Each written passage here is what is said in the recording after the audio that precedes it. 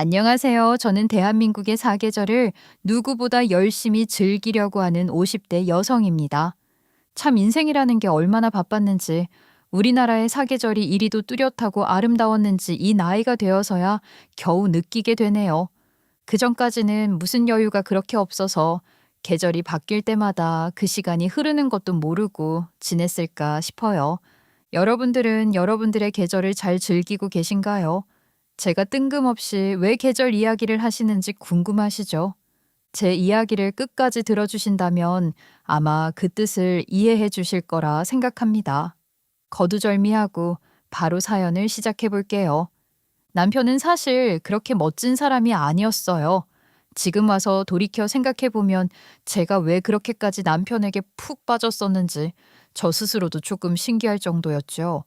동네에서 제일 껄렁껄렁한 남자를 한 명 꼽으라고 하면 아마 열의 아홉은 우리 남편 이름을 말했을 거예요. 동네 어르신들끼리 이야기를 하다가도 세탁소 집 아들은 또 뭘 한다더냐? 같은 말이 자연스럽게 나올 정도였으니까요. 물론 그렇다고 아주 나쁜 사람이라는 뜻은 아니었어요. 다만 책임감이 부족했고 늘 무언가를 쉽게 시작하고 쉽게 포기하는 사람이었지요. 반면 시부모님은 정말 성실한 분들이셨어요. 평생 세탁소 하나만 붙들고 살아오셨거든요. 시아버지는 아침부터 밤까지 다리미를 손에서 놓지 않으셨고 늘 작업대 앞에 서 계셨어요. 시어머니 역시 마찬가지였어요. 세탁소 한쪽에 놓인 미싱 앞에 앉아 바지단을 줄이고 찢어진 옷을 꿰매고 단추를 달며 하루를 보내셨거든요. 두 분 다 학벌이 높거나 특별한 기술자가 아니었지만 손재주 하나는 정말 타고나신 분들이었어요. 그래서 동네에서도 단골이 많았고 오래된 손님들은 일부러 다른 동네로 이사를 가고도 옷을 맡기러 찾아올 정도였어요. 덕분에 장사를 이어가는데 큰 어려움은 없으셨고 생활도 그럭저럭 안정적이었어요. 문제는 남편이었어요. 남편은 정말 뺀질뺀질한 사람이었거든요. 공업고등학교를 졸업한 뒤 용접 일을 시작했다고 들었어요. 처음에는 꽤 오래 다닐 줄 알았는데 몇 달 지나지 않아 그만뒀죠. 힘들어서 못하겠어. 원래 돈 버는 일이 안 힘든 게 어디 있냐? 내가 평생 남 밑에서 일할 사람도 아니고. 그 뒤로도 비슷했어요. 무슨 장사를 하겠다고 했다가 며칠 만에 포기하고 사업 아이템이 있다며 큰 소리를 쳤다가 흐지부지 되고 친구들과 뭘 해보겠다며 돌아다니다가 돈만 날리는 일이 반복됐지요. 한 번은 진짜 크게 사고를 칠 뻔한 적도 있었어요. 시부모님이 어렵게 모아둔 돈으로 사업을 해보겠다며 시작했다가 거의 세탁소 운영 자금까지 건드릴 뻔했다더라고요. 그런 남편을 제가 처음 만난 곳은 요즘 젊은 사람들은 이름조차 생소할 수도 있는 콜라텍이었어요. 제가 25쯤 되었을 때였는데 그 시절에는 콜라텍이 정말 유행이었거든요. 저는 남편에게 금방 빠져버리고 말았죠. 멀쩡한 척하는 그 겉모습에 홀라당 속아서요. 남편은 유머도 있었고 말도 정말 잘했거든요. 처음 보는 사람도 금세 편하게 만드는 재주가 있었어요. 제가 낯을 가리는 성격이라 처음에는 말도 제대로 못했는데 남편이 먼저 웃으며 긴장감을 풀어주니 점점 마음이 놓이더라고요. 연애도 정말 빠르게 시작됐어요. 처음 만난 지 얼마 지나지 않아 매일 연락했고 주말마다 만나고 서로 떨어져 있는 시간이 아쉬울 정도였죠. 그렇게 정신없이 연애를 하다 보니 결혼 이야기까지 금방 나오게 됐어요. 결혼을 하겠다고 부모님께 말씀드렸죠. 그런데 부모님 표정은 생각보다 밝지 않았어요. 제가 몸 쓰는 일은 곧잘 했지만 손재주는 영 없었거든요. 바느질도 못하고 단추 하나 다는 것도 서툴렀죠. 그러니 부모님 입장에서는 혹시라도 결혼 후 세탁소 일을 물려받게 되면 어쩌나 걱정하셨던 것 같아요. 하지만 그때 저는 그런 걱정이 하나도 들리지 않았어요. 그저 남편만 보였거든요. 좋아하는 사람과 함께 살 수 있다는 생각에 들떠 있었고 앞으로 펼쳐질 결혼 생활도 분명 행복할 거라고 믿고 있었어요. 그 시절에 저는 정말 순진했고 사랑만 있으면 다 괜찮을 거라고 생각했었죠. 결혼을 하고 난 다음에는 정말 단 하루도 편하게 잠을 자본 적이 없었어요.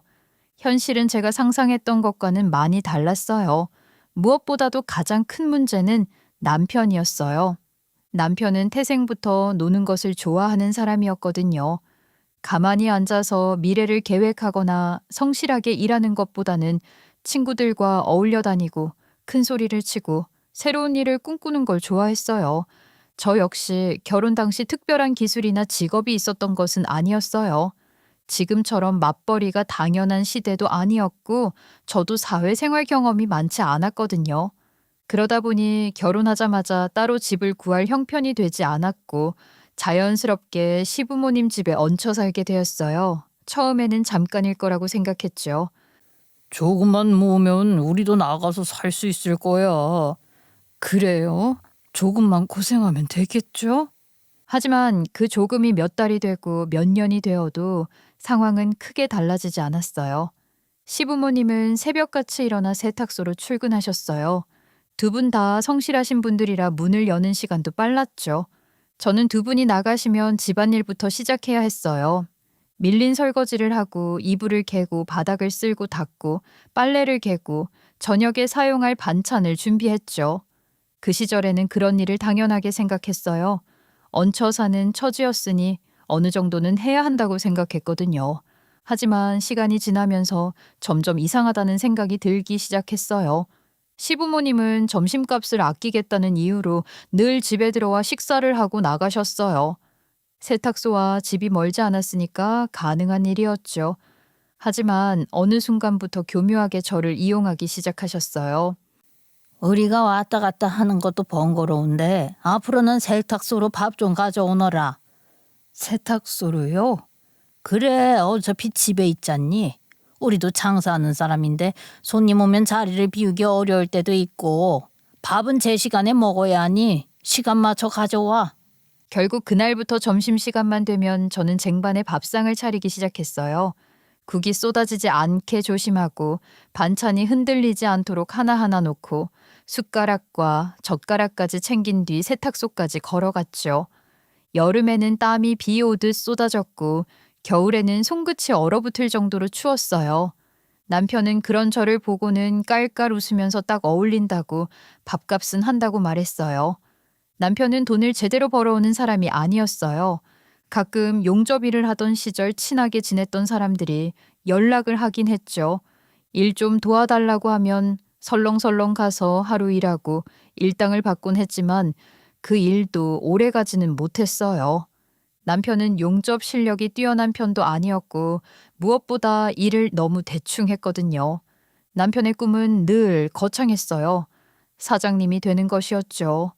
어느 날은 치킨집을 하겠다고 하고 어느 날은 공장을 차리겠다고 하고 또 어느 날은 무역업을 하면 큰돈을 번다며 흥분해서 이야기했어요. 하지만 사장이 되려면 자본도 있어야 하고 경험도 있어야 하고 사람을 이끄는 능력도 있어야 하잖아요. 남편은 그런 준비를 한 적이 한 번도 없었어요. 그저 막연히 사장이 되고 싶다고 말할 뿐이었죠. 언니, 진짜 궁금해서 그러는데 형부의 어디가 좋아서 결혼한 거야? 사람 좋잖아. 사람 좋은 걸로 밥 먹고 사는 거 아니잖아. 그 말에 저는 괜히 웃어넘겼지만 사실 마음 한구석이 찔렸어요. 제 여동생은 어릴 때부터 정말 똑 부러진 아이였어요. 공부도 잘했고 판단도 빨랐죠. 저와는 정말 다른 여동생이었어요. 같은 부모 밑에서 자랐는데도 성격은 어쩜 그렇게 다를 수 있는지 어릴 때부터 동생은 현실적이었고 저는 사람을 믿는 편이었죠. 저는 누군가의 좋은 점을 먼저 보려고 했고 동생은 냉정하게 장단점을 따져보는 스타일이었어요. 그래서였을까요? 동생은 제 남편을 처음 본 순간부터 탐탁지 않아 했어요. 그때 저는 남편에게 푹 빠져 있어서 말하면 남들이 뭐라고 해도 들리지 않았죠. 동생 말도 부모님 걱정도 주변 사람들의 조언도 전부 잔소리처럼만 느껴졌어요. 저는 남편이 돈이 조금 없어도 괜찮고 직업이 안정적이지 않아도 괜찮다고 생각했어요. 가정적이고 인성이 된 사람이라 생각했으니까요. 그런데 정말 큰 착각이었더라고요. 세상에는 결혼한다고 변하지 않는 사람도 있고 아이가 태어나도 정신을 못 차리는 사람도 있다는 걸 그때는 몰랐어요. 그래도 결혼 전부터 유일하게 마음에 들었던 점 하나는 있었어요. 바로 술을 못 마신다는 것이었죠. 요즘은 술 때문에 가정이 깨지는 경우도 많잖아요. 남편은 다행히 술을 한 모금도 못 마시는 사람이었거든요. 몸에 알코올 분해 능력이 없는 건지 모르겠지만 술에는 완전히 약한 사람이었어요. 하지만 술 대신 다른 것에 빠져 있었죠. 당구며 컴퓨터 게임이며 바둑이며 그런 것들을 그냥 지나치지 못하는 중독자였죠. 물론 취미가 나쁜 것은 아니지만 취미도 적당히 해야 취미 아니겠어요? 아이가 태어난 뒤에도 똑같았어요. 달라질 줄 알았지만 남편은 늘 친구를 만나야 하고 당구를 쳐야 하고 게임 약속이 있고 바둑 두러 가야 한다며 집 밖을 맴돌았어요. 남편은 아빠라는 이름만 달고 있었을 뿐 실질적으로는 아무것도 하지 않았어요. 그 모습을 가장 안타깝게 본 사람은 시아버지였어요. 며느라, 내가 참 미안하다. 저놈이 철이 없어서 그렇다. 애도 낳았는데 정신을 못 차리니 내가 다 부끄러워. 당신은 뭘 그렇게 맨날 미안하대. 미안할 게 뭐가 있어? 남편이 밖으로 도는 건 며느리가 붙잡아 두질 못해서 그런 거야. 당신 가만히 있어. 왜 괜한 소리를 하고 그래? 내가 뭐 틀린 말 했슈? 애는 원래 여자가 키우는 거고 집안일도 여자가 하는 거고 남편 뒷바라지를 잘해야 남자가 길을 펴고 사는 거야. 여자가 집안을 잘 챙겨야 남편도 밖에서 잘 되는 거고.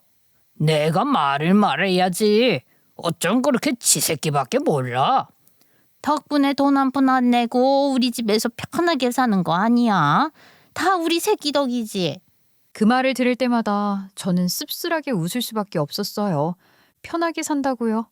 정말 편하게 살고 있었다면 얼마나 좋았을까요? 이 시댁에서만 벗어날 수 있다면 뭐든 할 수 있을 것 같다는 생각이 점점 커져갔어요. 그때 저는 그저 제 이름으로 된 작은 방 하나라도 좋으니 누구 눈치 보지 않고 숨 쉴 수 있는 공간이 생기기만을 간절히 바라고 있었어요. 방이 2개뿐인 집이었는데 그 집에서 시부모님과 우리 가족이 함께 산다는 건 생각보다 훨씬 힘든 일이었어요. 말이 함께 사는 거지. 사실은 서로의 생활 공간도 사생활도 거의 없는 수준이었지요. 안방은 당연히 시부모님 차지였어요. 그건 저도 이해했어요. 집 주인이 시부모님이셨으니까요. 문제는 남은 작은 방 하나였어요. 그 좁은 방에서 저와 남편 그리고 아이들 둘까지 넷이 함께 잠을 자야 했거든요. 처음에는 아이들이 어렸으니 괜찮았어요. 하지만 아이들이 커갈수록 방은 점점 좁아졌고 숨쉴 공간조차 부족하게 느껴졌어요. 엄마, 나도 공부할 수 있는 공간이 필요하다고.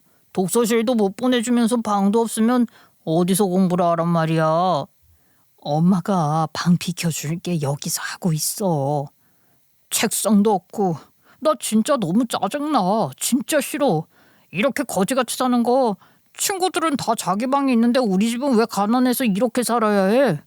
거실에서는 TV 소리가 들리고 시부모님이 왔다 갔다 하시고 책상 하나 없어서 작은 이동식 밥상을 펴놓고 공부를 해야 했으니 짜증이 날만 했지만 비수처럼 꽂히는 그 말들이 가슴 아프더라고요. 결국 저와 남편은 아이들에게 방을 내주기로 했어요. 그렇게 아이들은 작은 방을 사용하게 되었고 저와 남편은 거실로 나왔어요. 낮에는 거실이고 밤에는 침실이 되는 생활이 시작된 거죠. 처음에는 잠깐일 줄 알았는데 그 생활도 꽤 오래 이어졌어요. 그 시절이 떠오르면 가장 먼저 생각나는 게 시어머니 발소리예요. 새벽이면 꼭 화장실을 가셨거든요. 거실을 지나가야 화장실이 있었는데 문제는 너무 가까웠다는 거예요. 좁은 공간에 이불을 깔고 자고 있으니 지나가다 발을 밟는 일도 있었죠. 가끔은 일부러 그러시는 것 같았어요. 시어머니는 늘 저에게 네가 능력이 있었으면 우리 아들이 이렇게 안 산다라고 말을 하셨어요. 처음에는 황당했죠. 놀고 먹는 건 남편인데 왜 제 탓인지 이해가 안 됐거든요. 하지만 시어머니 머릿속에서는 모든 문제가 제 책임이었어요. 남편이 일을 안 해도 제 탓, 돈이 없어도 제 탓. 나이가 들수록 그런 차별은 더 심해졌고 제가 조금이라도 쉬는 모습을 보면 못 견뎌 하셨어요. 밤에 잠을 설쳐 낮잠이라도 자는 날에는 득달같이 달려와 제 등짝을 치셨거든요. 그날 이후로는 낮에 졸려도 누워보질 못했어요. 그러다가 어느 날부터는 세탁소 일까지 돕기 시작했어요. 아이들이 학원에 다니고 싶다고 말을 했고 학원비가 필요해서 시작한 일이었지만 시어머니는 저에게 돈 한 푼 주지 않았어요. 세탁소 일을 돕는 건 며느리로서 당연히 해야 할 일이었던 거죠. 저는 이대로는 안 되겠다 싶어 결국 그 나이에 취직 자리를 알아보기 시작했어요. 하지만 경력도 없고 특별한 기술도 없는 중년 여성에게 기회는 많지 않았죠. 그때 눈에 들어온 것이 학습지 방문교사 일이었어요. 하루 종일 집집마다 돌면서 학습지를 나눠주고 끽해봐야 초등학교 저학년인 애들을 가르치며 돈을 벌기 시작했어요. 첫 월급을 받았던 그때부터 저는 분가를 꿈꾸게 되었습니다. 하지만 그렇게 이를 악물고 돈을 모으고 언젠가는 분가하겠다는 꿈을 품고 살아왔음에도 현실은 제 마음처럼 흘러가지 않았어요. 시간이 속절없이 흘러 아이들은 어느새 훌쩍 자라 있었고 제 나이도 한두 살씩 늘어 어느덧 40대 중반을 넘어가고 있었어요. 그런데도 저는 여전히 시댁에서 벗어나지 못하고 있었어요. 그 긴 세월 동안 변한 것은 아이들의 키와 제 얼굴에 늘어난 주름뿐이었어요. 생활 형편은 크게 달라지지 않았고 남편 역시 달라지지 않았거든요. 그 사이 시아버지께서는 풍으로 쓰러지셨어요. 급히 병원으로 달려갔지만 이미 상태는 좋지 않았어요. 말씀도 제대로 못하셨고 몸도 자유롭게 움직이지 못하셨죠. 그렇게 병원과 재활치료를 오가다가 결국 요양병원으로 옮기게 되었어요. 저는 틈만 나면 병문안을 갔어요. 침대에 누워 계신 시아버지를 볼 때마다 마음이 너무 아팠거든요. 끝까지 재미되는구나. 미안하다 며느라가야. 왜 그런 말씀을 하세요? 빨리 나으셔야죠. 하지만 결국 그 바람은 이루어지지 못했어요. 시아버지는 요양병원에서 눈을 감으셨어요. 장례식장을 잡고 빈소를 차리는데도 현실은 참 냉정하더라고요. 살아생전 그렇게 열심히 사셨는데 생각보다 찾아오는 손님도 많지 않았어요. 무엇보다 돈이 문제였어요. 장례 비용을 정산해야 하는데 당장 마련할 돈이 부족했던 거예요. 돈 빌릴 친구 하나 없어 우왕좌왕하던 남편 사이로 결국 도움의 손길을 내민 것은 또 제 동생이었어요. 내가 정말 미안해서 어떡하지? 면목이 없다. 지금 그런 말 할 때 아니잖아. 사돈어른 장례부터 잘 치르자. 장례가 끝난 뒤에도 저는 한동안 그 일만 생각하면 눈물이 났어요. 고맙기도 하고 미안하기도 했거든요. 사실 제 동생은 어릴 때부터 뭐든 잘하는 아이였어요. 동생은 미용실을 운영하고 있었는데 장사도 꽤 잘 됐어요. 제부는 더 대단했어요.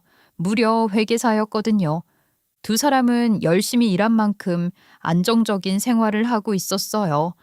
적어도 우리처럼 내일은 무슨 돈으로 생활비를 마련해야 하나, 카드값은 어떻게 막아야 하나, 그런 걱정을 하며 살지는 않았어요. 그래서일까요?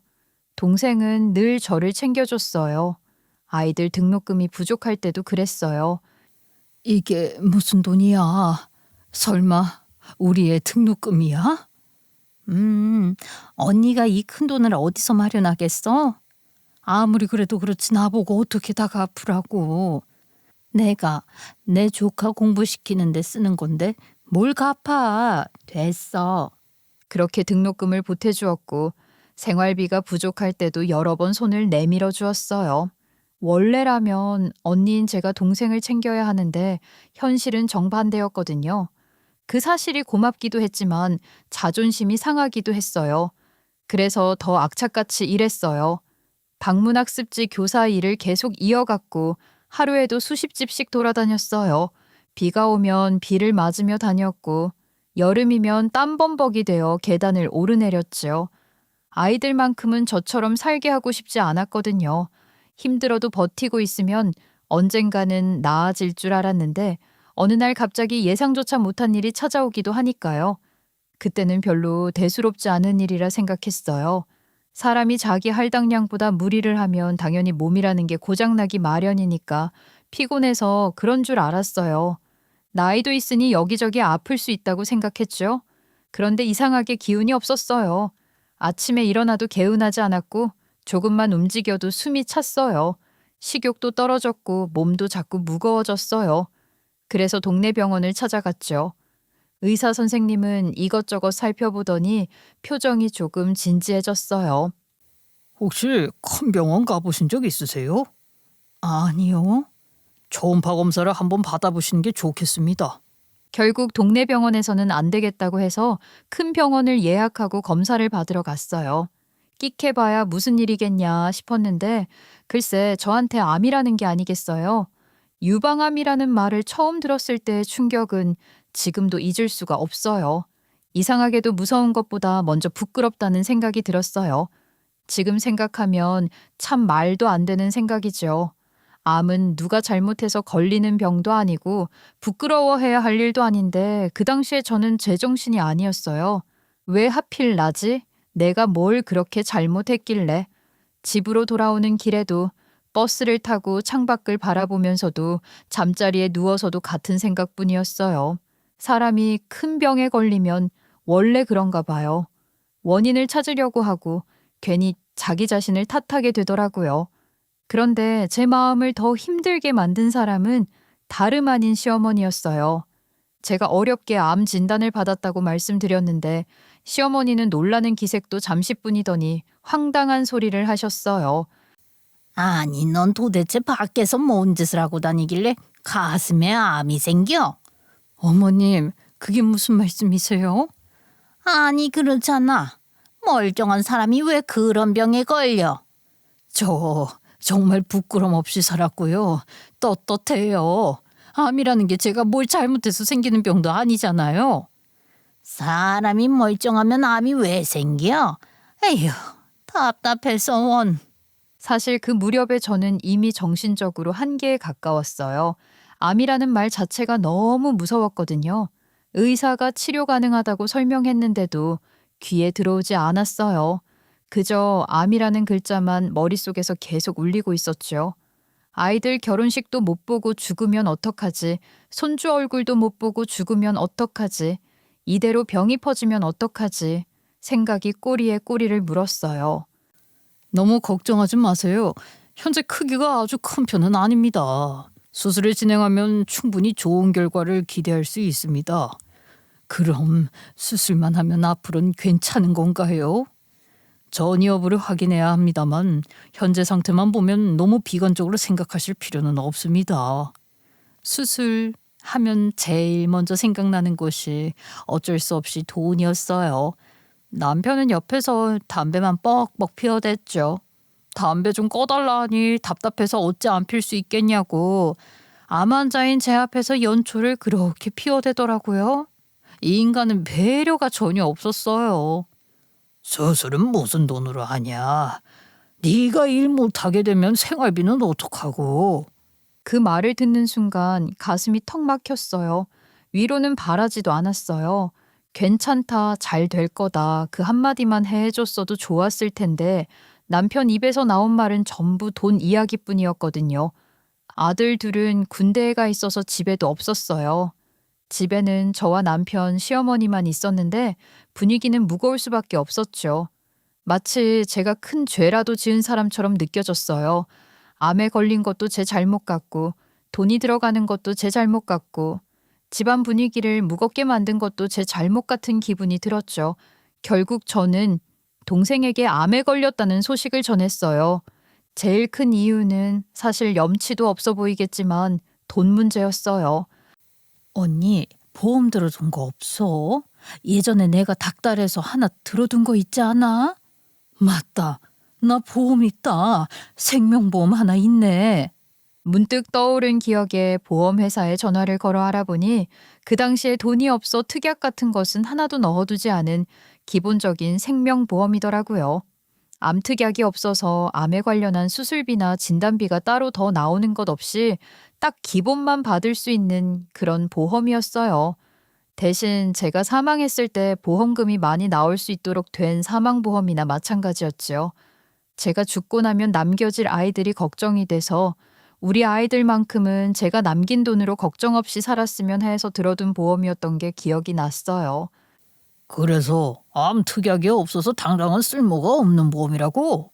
실비보험이라도 들어뒀어야 했는데 쉴 수 있는 건 하나도 없고 죄다 바보같이 들어놨어. 그래도 다행히 진단금은 조금 받을 수 있었어요. 수술을 해야 한다고 하고 입원도 해야 한다고 하고 이후에는 항암 치료 가능성까지 이야기하는데 조금의 진단금이 안심이 되더라고요. 물론 수술비에 입원비, 검사비에 치료비까지 생각하면 턱없이 부족한 금액이긴 했어요. 병원비라는 게 정말 무섭더라고요. 한 번 갈 때마다 몇십만 원이 우습게 나가고 검사 하나만 추가돼도 금액이 훌쩍 뛰었어요. 결국 또 저를 살린 건 제 여동생이었어요. 내가 염치 없이 어떻게 또 돈을 받니? 언니부터 일단 살고 봐야 할 거 아니야. 받아. 그 말을 듣는데 눈물이 핑 돌더라고요. 정말 별말 아닌 것 같은데 가슴이 무너졌어요. 남편은 병원비 걱정만 하고 있었고 시어머니는 제 탓만 하고 있었는데 동생은 오직 제가 살아야 한다는 말만 하고 있었거든요. 그날 동생이 돌아가고 남편에게 서운하고 속상한 마음에 나를 챙기는 건 내 동생밖에 없다고 수술비 주고 갔다고 푸념을 늘어놓았죠. 그랬더니 남편 새끼가 뭐라는 줄 아세요? 이왕 달라고 할 거면 좀 더 부르지 그랬어. 뭐? 당신 지금 그게 무슨 소리야? 아니 어차피 빌리는 거잖아. 치료비에다가 생활비까지 넉넉하게 달라고 하지. 당신은 그런 말이 나와? 내 동생 돈이 공짜 돈인 줄 알아? 가족끼리 도와주는 거지. 그 말을 듣는 순간 속에서 천불이 났어요. 가족끼리 도와주는 거라니요. 그 가족에게 평생 도움만 받고 있는 사람이 누군데 저렇게 당당한지 모르겠더라고요. 내가 암으로 죽기 전에 화병으로 먼저 죽겠구나. 그런 생각까지 들었다니까요. 그래도 치료는 잘 받았어요. 수술도 무사히 끝났고 경과도 생각보다 나쁘지 않았죠. 물론 앞으로도 정기검진을 받아야 하고 관리도 해야 했지만 적어도 눈앞에 가장 큰 고비는 넘겼다는 생각이 들었거든요. 수술 이후에 대략 350만 원 정도의 보험금이 지급이 됐고 저는 당연히 그 돈을 제 여동생에게 주었어요. 솔직히 말하면 동생이 빌려준 돈에 비하면 정말 얼마 되지 않는 금액이었어요. 동생이 병원비며 생활비며 보태준 돈을 생각하면 비교도 안 됐죠. 하지만 이 돈이라도 여동생에게 줘야 제 마음이 조금이라도 편할 것 같았어요. 언니 생활비로 쓰지 이걸 왜 나한테 줘? 앞으로 돈 나갈 일 많을 텐데. 받아. 네가 이 돈을 받아줘야 내가 또 마음 편안하게 힘들 때 부탁도 하고 그러지. 안 그러면 염치 없어서 부탁도 못해. 문제는 그 다음이었어요. 남편 놈이 제가 암 수술 이후에 보험금을 조금 받았다는 사실을 알게 됐고 저에게 그 돈 어딨냐고 마치 맡겨둔 사람처럼 찾아댔거든요. 저는 당당하게 남편을 향해 솔직하게 말을 했죠. 그 돈 동생에게 주었다고요. 그런데 이 인간들 도대체 무슨 생각인 건지, 아니 저를 그저 돈줄로 본 건지 뭔지 시어머니까지 난리를 치더라니까요. 아니 그 돈이 얼만데 그걸 처자한테 줘? 당신 생각이 있어? 그래봐야 350만 원쯤 되는 돈이었어. 그동안 내가 받은 게 얼마나 많은데 그 정도도 못 줘? 아이고 이 인연이 아주 집안을 말아먹을 년이다. 350만 원이 네 집 개 이름이냐? 그걸 왜 남한테 주냐? 남이라니요? 빌린 돈에 비하면 아주 일부예요. 그동안 제 걱정해준 것도 제 동생밖에 없고요. 제가 힘든 거 알아주는 사람도 동생밖에 없었는데 무슨 남이요? 같이 사는 식구들보다 나를 더 챙긴 게 누군데? 그날 시어머니와 남편에게 얼마나 정이 뚝뚝 떨어지던지요. 그냥 이혼을 해버릴까, 더는 못 살겠다. 그 생각에 분해서 잠이 오지 않을 정도였어요. 하지만 또 꾹 참고 말았죠. 참아서 병이 난 건지도 모르겠어요. 미련하다 생각할지 몰라도 자식들 생각을 하면 차마 이혼이라는 말이 쉽게 나오지 않더라고요. 아들들이 아직 결혼도 안 했는데 장가 갈 때까지만 버텨보자 하는 심산으로 참았죠. 암 환자에게 가장 안 좋은 것이 스트레스라는 말을 많이 하잖아요. 몸은 회복되는 것 같았지만 마음은 점점 지쳐가고 있어서 그랬던 건지 가장 두려워했던 일이 현실이 되고 말았어요. 수술 후 겨우 1년이 지났을 무렵 정기검진을 받으러 병원에 갔다가 설마 했던 암이 다시 재발한 걸 알게 됐어요. 한번 힘겹게 수술도 하고 치료도 받고 겨우겨우 마음을 추슬러서 살아가고 있었는데 처음에는 그저 놀라고 무서웠다면 이번에는 절망에 가까웠어요. 이 고통을 이미 한번 겪어봤기 때문이었죠. 그런데 이상한 일이 생겼어요. 바로 남편 때문이었죠. 처음 암에 걸렸다고 했을 때만 해도 남편은 병원비 걱정이나 하고 담배나 피우던 사람이었잖아요. 그런데 재발했다는 말을 듣자마자 완전히 다른 사람이 된 거예요. 재발이라는 단어가 끝나기도 전에 저를 와라간더니만 눈물까지 글썽이는 겁니다. 당신 마음이 정말 힘들었겠다. 당신 없으면 내가 어떻게 살겠어. 걱정하지 마. 내가 무슨 수를 써서라도 당신을 살릴게. 당신 없으면 나 안 돼. 갑자기 왜 그래? 저는 어안이 벙벙하기도 하고 속으로는 이 새끼가 쥐약을 먹었나 하고 생각하기도 했어요. 평생 저를 걱정하는 모습을 본 적이 거의 없었는데 갑자기 세상 다 잃은 사람처럼 구니까 그런 생각이 저절로 들 수밖에 없었어요. 이번엔 자기가 지켜주겠다, 걱정 말고 치료하자 그렇게 말을 하는데 평소라면 콧방귀를 뀌었을 말인데 이상하게 그날은 울컥하더라고요. 제가 몸도 약해지고 마음도 약해져 있었던 걸까요? 수십 년 동안 죽지 못해 산 부부였지만 그래도 함께 보낸 세월이 있었잖아요. 아이들을 키우고 울고 웃고 싸우고 화해하면서 살아온 시간이요. 그래도 우리가 정은 있었구나. 이 사람이 표현은 안 했어도 나 없인 안 되는구나. 그런 생각도 들었죠. 그날 이후 남편은 정말 사람이 달라진 것처럼 행동했어요. 세탁소 일도 대부분 시어머니에게 맡겨두고 하루 종일 제 주변을 맴돌았거든요. 아침에 일어나면 제 상태부터 확인했어요. 병원도 마찬가지였어요. 결혼하고 수십 년 동안 병원 한번 같이 가준 적 없던 사람이었거든요. 제가 아프다고 하면 늘 버스 타고 다녀오라고 했던 사람이 세탁소에서 쓰던 낡은 승합차까지 끌고 와서는 병원에 데려다 주더라고요. 혼자 보내기 싫다면서 접수할 때도 옆에 있었고 검사 기다릴 때도 같이 있었고 진료실 앞 의자에도 나란히 앉아 있었죠. 가끔은 간식까지 사오더라고요. 이게 웬 빵이야? 당신이 단 거 좋아했던 기억이 나서 사왔어. 내가 참 그동안 이런 것도 안 챙겨주고 너무했었네. 정말 믿어지지 않을 정도였죠. 사람이 죽을 고비를 넘기면 변한다고 제가 남편을 변하게 만든 것 같았어요. 그렇게 진료를 받으면서 재발한 암의 위치가 좋지 않다는 것을 알게 됐어요. 당장 수술보다는 항암 치료를 먼저 하는 게 좋겠다고 하시는데 심장이 철렁였죠.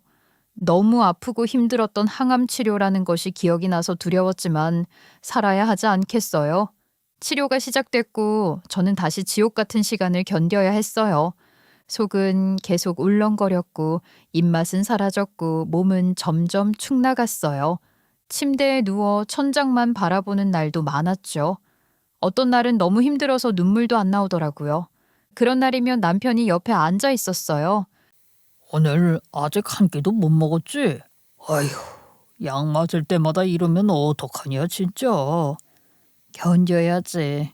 우리 애들 봐서라도 내가 살아야지. 참 세상이 어렵다 어려워. 왜? 무슨 일 있어? 그냥 돈 때문에 그렇지. 수술비도 수술비지만 약값이 뭐 한두 푼도 아니고. 내가 조금 더 노력해서 돈을 벌었어야 했는데. 한숨 푹푹 쉬는 남편 옆에서 저도 같은 걱정을 하고 있었어요. 항암 치료가 길어질수록 돈은 계속 들어가고 있었으니까요. 제가 조금 불안해하는 표정을 하자 남편은 서둘러 괜찮다고 말했어요. 여보, 걱정 마. 어떻게든 되겠지. 그래, 죽으라는 법은 없으니까. 근데 당신 보험 말이야. 아직 잘 가지고 있지? 순간 이상하게도 제 가슴 한구석이 아주 미세하게 서늘해지는 느낌이 들었어요. 방금 전까지는 저를 걱정하는 남편처럼 보였는데 그 질문을 듣는 순간 설명하기 어려운 위화감이 스쳐 지나갔거든요. 물론 저는 그때까지만 해도 그 감정의 정체가 무엇인지 전혀 알지 못했어요. 갑자기 보험은 왜? 그거 지난번에 진단금 받은 이후로 1년도 안 지났잖아. 또 돈이 나오는지 안 나오는지도 모르겠는데. 그 보험 뭐랬더라? 사망하면 나오는 보험금이 꽤 많다고 하지 않았나 해서. 그 말을 듣는 순간 이상하게 등골이 서늘해졌어요. 말 자체는 별것 아닐 수도 있었어요. 암에 걸린 아내를 걱정하다 보니 혹시라도 나쁜 상황까지 생각했을 수도 있잖아요. 그런데 문제는 말하는 표정이었어요. 눈빛도 그렇고 말투도 그렇고 설명을 하기가 어려운데 마치 걱정하는 남편이 아니라 계산기를 두드리는 사람 같았어요. 내가 죽으면 얼마가 나오지? 보험금이 얼마나 되지? 정말 그런 생각을 하는 사람처럼 느껴졌어요. 순간 제 팔에 소름이 쫙 돋더라고요. 그니까 갑자기 그걸 왜 물어보는 거냐니까? 아니 그냥 갑자기 궁금해서 나온 말이지. 무슨 뜻이 있거나 그런 게 아니라. 당신 나 죽으면 보험금으로 뭐 하려고? 당신이 죽긴 왜 죽어? 왜 말을 그따구로 해? 깜짝이야. 왜 그렇게 화를 내? 나도 그냥 물어본 건데. 그런 말 함부로 하는 거 아니야. 부정 탄다니까. 얼른 바닥에 침 뱉어. 그 모습만 보면 정말 저를 걱정하는 사람 같았어요. 그런데 이상하게도 제 마음은 편해지지 않았어요. 오히려 더 찜찜했어요. 왜일까요? 설명할 수는 없었지만 뭔가 앞뒤가 맞지 않는 느낌이 들었거든요. 제가 처음 암에 걸렸을 때만 해도 남편은 병원비 걱정만 하던 사람이었어요. 그런 사람이 재발했다는 말을 듣고 갑자기 사람이 바뀐 것처럼 굴기 시작했어요. 병원도 따라오고 약도 챙겨주고 하루 종일 제 뒤를 졸졸 따라다니면서 간병을 하고 그리고 갑자기 보험 이야기를 꺼내는 게 꿍꿍이가 있어 보이잖아요. 물론 사람이 변할 수도 있죠. 하지만 저는 그 인간을 수십 년 동안 봐왔잖아요. 그렇게 쉽게 변할 인간이 아니라는 걸 누구보다 잘 알고 있었어요. 그래서 의심이 싹트기 시작했어요. 결국 저는 확인을 해보기로 했어요. 물론 정면으로 물어봐봤자 솔직하게 대답할 인간도 아니었어요. 내 사망 보험금 노리는 거야? 이렇게 물으면 아니라고 잡아댈 게 뻔했죠. 그래서 다른 방법을 생각했어요. 저는 남편이 집에 있는 시간에 일부러 거실에서 큰 소리로 전화를 거는 척했어요. 정확히 말하면 전화하는 연기를 한 거죠. 남편은 주방 쪽에 있었는데 제 목소리가 들릴 위치였어요. 저는 휴대폰을 귀에 갖다 대고 일부러 크게 말했어요. 아, 그래요? 그럼 보험금 받을 사람 지정하는 것도 가능해요? 수익자 변경. 네, 맞아요. 그걸 같이 살고 있는 가족 말고 제 여동생 이름으로도 바꿀 수 있는 거죠? 네, 그렇게 해주세요. 그 순간 주방에서 컵 내려놓는 소리가 들렸어요. 남편이 엿듣고 있다는 뜻이나 다름없었죠. 끝까지 아무렇지 않은 척 조용한 휴대폰을 들고 전화를 하는 척 연기를 했어요. 그리고 잠시 후 전화를 끊는 신용을 했죠. 아니나 다를까 몇 분 지나지 않아 남편이 슬그머니 다가오더라고요. 누구랑 통화했어? 뭐가? 아니, 방에서 전화하는 소리 나길래. 아, 그냥 친구랑. 요즘 잘 지내냐 뭐 그런 이야기 했지. 남편은 억지로 웃으며 그랬냐고 대답했지만 표정은 그렇지 않았어요. 그 이후에 남편은 또 한 번 변하기 시작했어요. 뭐 어떻게 보면 본색을 드러낸 것이라고도 할 수도 있겠죠. 항암 치료를 받으려 병원에 가야 하는 날 몸 상태가 좋지 않아서 혼자 가기 힘들 것 같아 남편에게 말했죠. 여보, 오늘 병원 같이 가주면 안 될까? 내가 지금 한가해 보여? 맨날 병원만 따라다닐 수도 없잖아. 세탁소 일도 있는데. 순간 말문이 턱 막혔어요. 불과 얼마 전까지만 해도 자기가 데려다 주겠다며 차키를 챙기던 사람이었거든요. 제가 조용히 고개를 숙이자 남편은 그제야 눈치를 봤는지 말을 바꿨어요. 아니, 나도 스트레스 받아서 그래. 요즘 일이 많잖아. 오늘만 혼자 다녀와. 그래, 알겠어. 그렇게 얼버무렸지만 이미 제 마음은 싸늘하게 식어 있었어요. 병원에 혼자 다녀오는 버스 안에서 한참 동안 창밖만 바라봤어요. 그리고 이상하게도 며칠 전 보험 이야기하던 남편 얼굴이 자꾸 떠오르더라고요. 보험금 수령인을 동생 이름으로 바꿀 수 있냐는 말을 들은 뒤부터 사람이 변한 것 같다는 생각이 점점 강해졌어요. 예전처럼 다정한 척은 했지만 행동은 완전히 달랐거든요. 처음에는 제가 지나치게 의심하는 거라고 생각했지만 시간이 지나도 의심은 사라지지 않았어요. 오히려 점점 커졌죠. 결국 저는 결심했어요. 이 인간과는 더 이상 못 살겠다고요. 그래서 변호사를 찾아갔어요. 제가 암투병까지 하면서 받은 정신적 고통이며 남편의 무책임한 행동이며 이런저런 이야기를 하면 당연히 이혼하는 게 맞다고 말해줄 줄 알았거든요. 그런데 현실은 다르더라고요. 변호사는 제 이야기를 끝까지 듣더니 아주 냉정하게 말했어요. 말씀만 들으면 안타까운 상황은 맞습니다만 현실적으로는 이혼이 의뢰인께 유리하다고 보기 어렵습니다. 아니, 제가 당해온 세월이 있는데 왜요? 혼인기간은 길지만 재산 형성이 거의 없고 현재 거주지도 시댁 소유라고 하셨죠? 재산 분할을 받아도 기대할 만한 규모가 아닙니다. 위자료 역시 배우자의 명확한 유책 사유가 입증되지 않으면 인정받기 어렵고요. 보험금 역시 상황에 따라 재산 문제로 다뤄질 여지가 있거든요. 그 말을 듣는데 앞이 캄캄해지더라고요. 결국 제가 지금 당장 이혼을 해도 손에 쥘 수 있는 게 거의 없다는 이야기였어요. 집도 없고 모아둔 돈도 없고 몸도 아프고. 그런데 이상하게도 그때부터 오기가 생기더라고요. 저 인간이 갑자기 변한 시커먼 속내를 제가 직접 확인해야겠다는 생각이 들었어요. 그래서 준비를 시작했어요. 집안에 소형 카메라를 설치한 거예요. 거실 한쪽에 잘 보이지 않는 위치로 일부러 골라서 숨겨두었어요. 소형 카메라라서 화질 자체는 상당히 구렸지만 녹음 기능만큼은 꽤 괜찮은 것이었어요. 그리고 며칠 뒤 정말 예상도 못한 일이 벌어졌어요. 제가 병원에 가 있던 날이었거든요.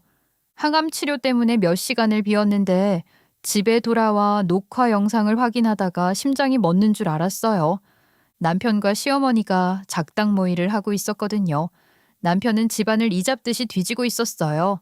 서랍을 열고 옷장을 뒤지고 상자를 꺼내고 아주 보물이라도 찾는 사람처럼 헤집더라고요.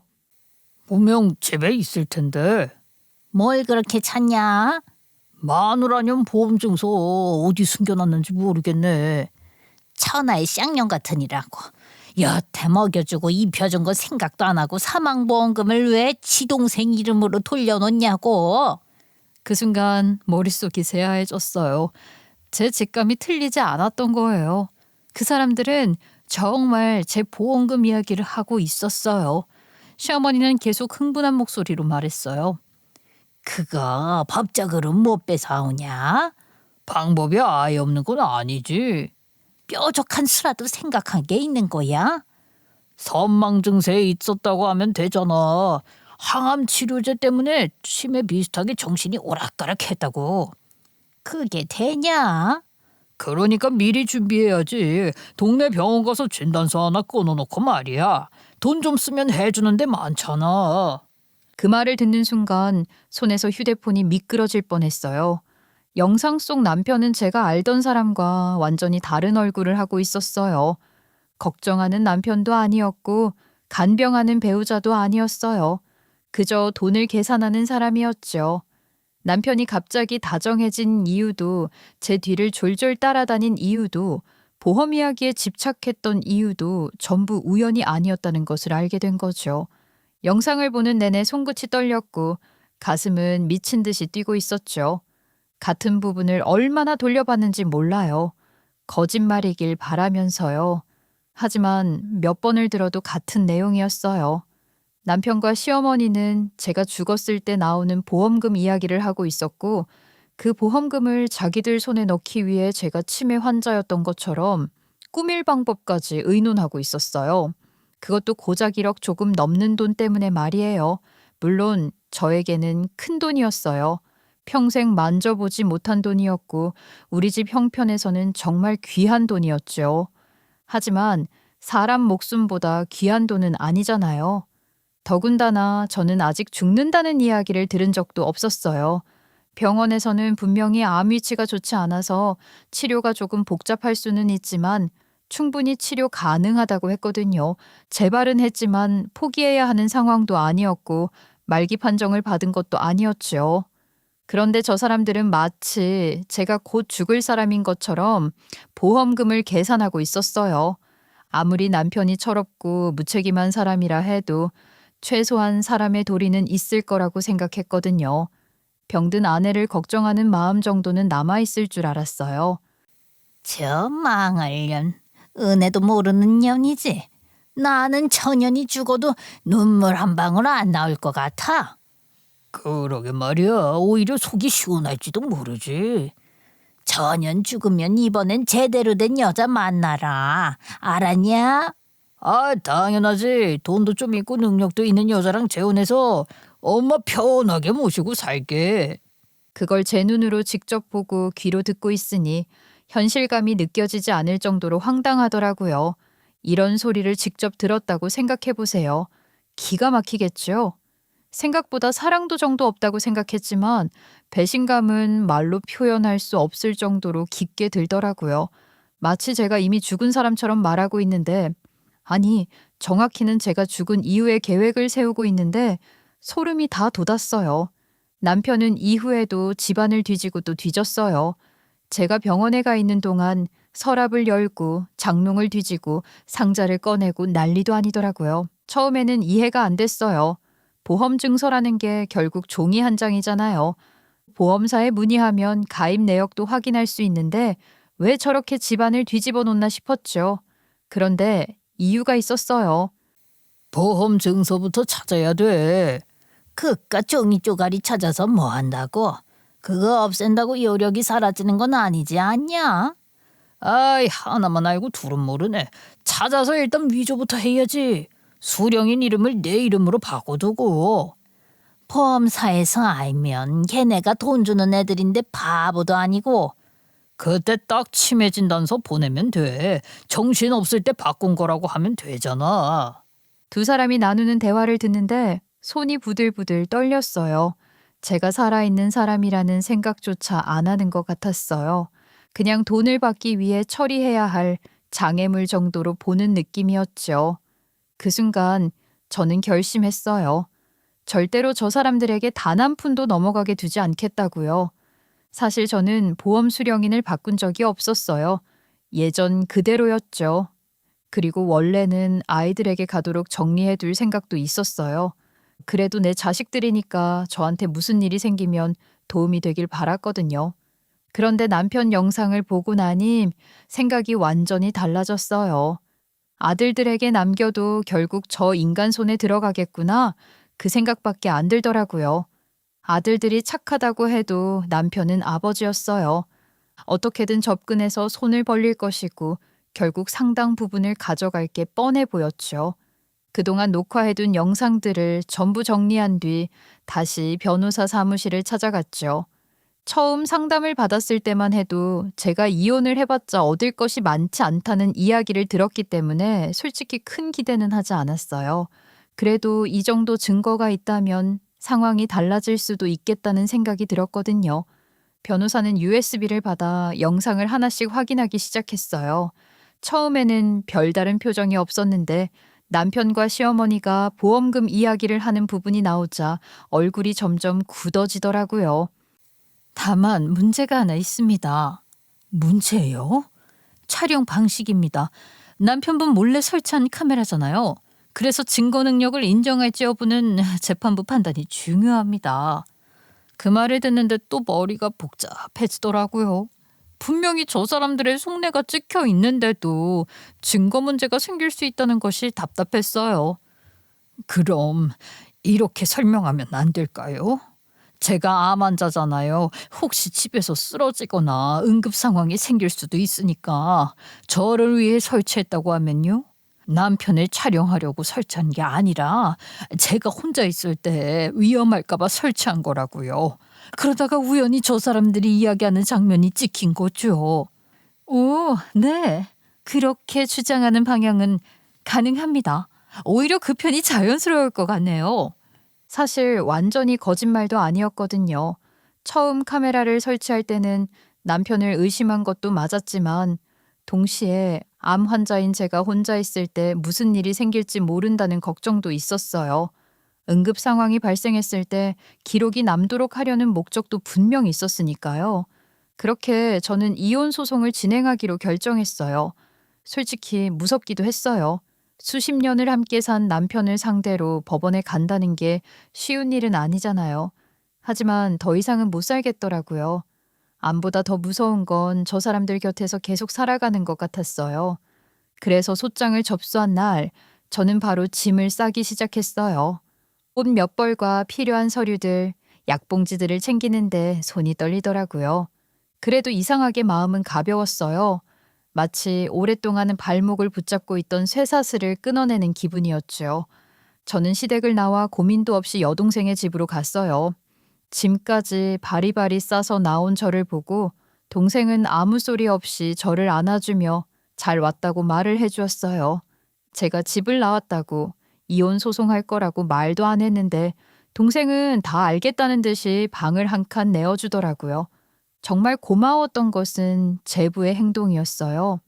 몸도 아픈 사람이 이 짐을 끌고 온 거냐며 미리 말해줬으면 데리러 갔을 거라고 잘 왔다고, 오늘은 제가 먹고 싶은 걸로 자기가 쏘겠다고 너스레를 떠는데 눈물이 왈칵 쏟아지더라고요.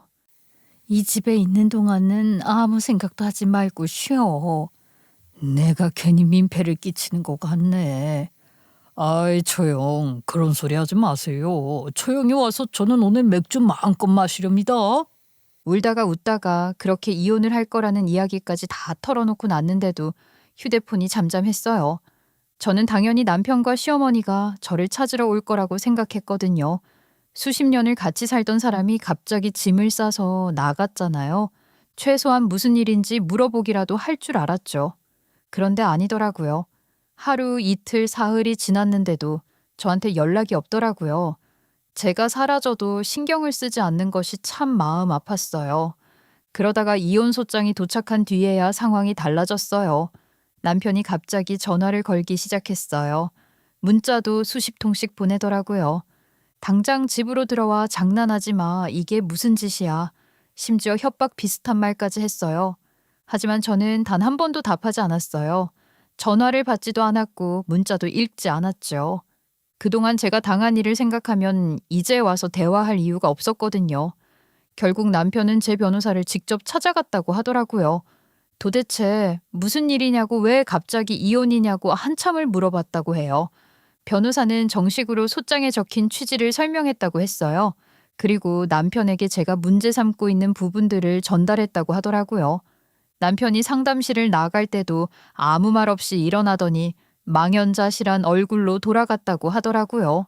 이후 재판 날짜가 잡힐 때까지 남편과 시어머니는 난리가 났다고 해요. 저와는 연락이 완전히 끊긴 상태였으니 답답했겠죠. 제가 휴대폰 전원을 꺼둔 채 여동생 집에서 지내고 있었기 때문에 전화도 문자도 전부 소용이 없었어요. 그러자 저 대신 제 여동생과 우리 아들들에게 매달리기 시작했다고 하더라고요. 처음에는 사정하는 척 했다가 나중에는 화를 내고 또 나중에는 협박 비슷한 말까지 했다더라고요. 하지만 아들들도 이미 제가 보여준 영상 일부를 본 상태였어요. 자기 엄마가 암투병 중인데 보험금 이야기를 하며 뒷담화를 하는 아버지 모습을 보고 충격을 받은 터라 누구 하나 남편 편을 들어주지 않았지요. 결국 남편과 시어머니는 여동생 집까지 찾아왔어요. 그런데 다행히 제부가 정말 든든하게 막아주었어요. 지금 당장 돌아가십시오. 내 아내 만나러 온 건데 왜 막아? 더 소란 피우시면 경찰 부르겠습니다, 형님. 심지어 가택 침입으로 신고하겠다고 하니 결국 두 사람은 씩씩거리며 돌아갔다고 해요. 그 이야기를 전해 듣는데 얼마나 고맙던지 모르겠더라고요. 친오빠보다도 더 든든한 사람이 제부였어요. 재판 당일에도 저는 법원에 가지 않았어요. 몸 상태도 좋지 않았고 무엇보다 그 인간 얼굴을 다시 보고 싶지 않았거든요. 대신 변호사님께 전부 맡겼죠. 나중에 들은 이야기로는 남편 측은 처음에는 억울하다는 식으로 나왔다고 해요. 자기는 아내를 지극정성으로 간병했고 혼인을 유지하려고 노력했다는 이야기를 했다고 하더라고요. 하지만 변호사님이 준비한 동영상이 공개되면서 분위기가 완전히 바뀌었다고 해요. 보험금 이야기, 치매 진단서를 만들어 수령인을 바꾸자는 이야기, 제가 죽으면 눈물 한 방울 안 날 것 같다는 이야기, 재혼하면 돈 잘 버는 여자를 만나겠다는 이야기까지 그 모든 녹음이 그대로 재생되었다고 하더라고요. 재판부 역시 그 부분을 무겁게 본 것 같았어요. 결국 제가 주장한 내용이 대부분 받아들여졌고 이혼도 성립됐어요. 무엇보다 놀라웠던 건 위자료였어요. 처음 변호사 상담을 받았을 때만 해도 현실적으로 큰 금액은 기대하지 말라는 이야기를 들었거든요. 그런데 남편의 행동이 명확하게 드러나면서 결과가 완전히 달라졌어요. 저는 위자료로 무려 2천만 원을 받을 수 있었어요. 솔직히 돈 자체보다도 억울함을 인정받았다는 사실이 더 기뻤어요. 제가 학습지 교사 일을 하며 아이들 등록금을 마련했던 것, 친정 도움을 받아가며 가정을 유지했던 것, 남편 대신 생활을 책임졌던 시간들, 그런 부분들이 전부 인정받게 되었거든요. 결국 남편은 본인 입으로 뱉은 말 때문에 가장 큰 대가를 치르게 됐어요. 위자료와 재산 분할 문제를 해결하기 위해 세탁소까지 정리해야 했다고 하더라고요. 솔직히 말하면 그 소식을 들었을 때 하늘에 계신 시아버지 생각이 났어요. 평생 성실하게 일해서 지켜온 세탁소였잖아요. 그분 잘못은 아닌데 결국 그렇게 되었다는 것이 조금은 죄송스럽기도 했어요. 하지만 그 선택을 만든 건 결국 남편 본인이었죠. 만약 저를 사람답게 대했더라면, 최소한 암 환자인 아내를 돈으로 계산하지 않았더라면 이런 결과는 없었을 거예요.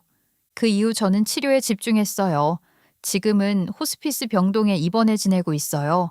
처음에는 호스피스라는 단어가 무서웠어요. 마치 끝이 다가왔다는 선언처럼 들렸거든요. 그런데 막상 와보니 생각보다 따뜻한 곳이더라고요. 간호사 선생님들은 늘 밝게 인사해 주시고 의사 선생님도 통증이 심하지 않도록 신경 써주세요. 창가 자리에서 계절이 바뀌는 모습을 보는 것도 제법 좋아하게 됐어요. 아침 햇살이 들어오는 모습도 보고, 비 오는 날 창문을 타고 흐르는 빗방울도 보고, 저녁 노을이 병실 벽을 붉게 물들이는 것도 보면서 하루하루를 보내고 있죠. 아들들도 자주 찾아와요. 예전에는 바쁘다고 얼굴 보기 힘들었는데 지금은 번갈아 가며 들러요. 이 아이들 키우겠다고 그렇게 버텼는데 결국 제 곁에 남은 건 아이들이더라고요. 여동생도 여전히 제 옆을 지켜주고 있어요. 그리고 남편과 시어머니의 이후 소식도 간간이 들려오더라고요. 처음에는 저도 믿기 어려웠어요. 사기로 고소를 당했다는 거예요. 알고 보니 돈이 궁해지자 주변 사람들에게 투자 명목으로 돈을 끌어모았다고 하더라고요. 대기업 세탁 체인 사업이 진행된다. 우리가 1호점을 맡게 됐다. 조금만 투자하면 큰 돈을 벌 수 있다. 그런 식으로 사람들을 설득해서 돈을 빌렸다는 거예요. 솔직히 저는 그 이야기를 듣고 놀라기도 했지만 한편으로는 허탈했어요. 그 황당한 말을 믿고 돈을 맡기는 사람들도 참 안타깝더라고요. 결국 투자금은 돌려막기조차 하지 못했고 빌린 돈을 들고 지방으로 내려갔다가 수배가 내려졌다고 해요. 도망도 오래가지 못했어요.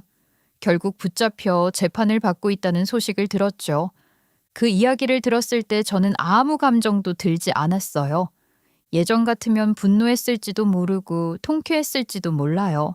그런데 지금은 아니더라고요. 그저 자기 선택의 결과를 받고 있구나 하는 생각뿐이었어요. 다행인 건 제가 현재 어디에 있는지는 가족들과 아들들만 알고 있다는 거예요. 그래서 남편은 아직도 저를 찾지 못했다고 해요. 찾으려고 했는지는 모르겠지만요. 지금은 간가지 전이가 된 상태라 의사 선생님도 조심스럽게 이야기하세요. 저 역시 제게 남은 시간이 아주 길지는 않다는 걸 알고 있어요. 하지만 이상하게도 예전처럼 두렵지는 않아요. 평생 남 눈치 보며 살았고 참으며 살았고 버티며 살았잖아요. 이제는 그러지 않으려고요. 창밖에 핀 꽃도 보고 아들들과 웃으며 이야기하고 동생 손을 잡고 옛날 이야기도 하면서 남은 계절을 보내고 있어요. 얼마나 남았는지는 모르겠지만 마지막까지는 저답게 살아보려고 해요. 그리고 언젠가 정말 떠나는 날이 오더라도 적어도 후회는 없을 것 같아요. 끝까지 저를 사랑해준 사람들의 얼굴을 보며 살아왔으니까요. 제 이야기를 끝까지 들어주셔서 감사합니다.